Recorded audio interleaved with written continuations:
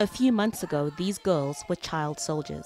They lived in the bush with rebels who want independence for Katanga, a mineral-rich province in the Democratic Republic of Congo. This 15-year-old says they were finally rescued when some of the rebels in their group surrendered to the Congolese army. The lorry came. Soldiers said the children must go to Lubumbashi. The grown-ups stayed behind. The Congolese army is fighting rebels in some parts of Katanga province, so it's not yet safe for the girls to go home. Here they get psychological help and learn a trade. Some were forced to join the armed groups when their villages were looted and burnt. There are some girls who came here with babies. Some were forced into marriage and raped. The girls are aged between 8 and 17 years old. Some we've seen with babies are only 13 years old.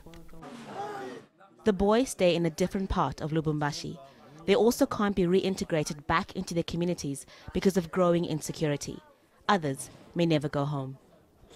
Some of these children have seen terrible things and committed atrocities. Their communities don't want them back. Finding a home for them is more difficult. But Miko Susanna wasn't afraid to take in 3 former child soldiers, even though she has children of her own. But it's not been easy. They were afraid. I told them, you are not in the bush anymore. No one will hurt you. They've sometimes been violent. I teach them violence is not good.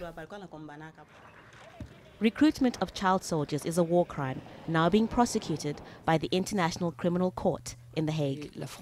In 2012, rebel leader Thomas Lubanga from the DRC was jailed for using child soldiers in his rebel army. Singing and dancing helps these children deal with the trauma of war. It's a song they sang before going into battle.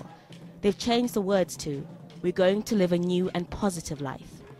Officials working to save more of Congo's children say former child soldiers are not violent.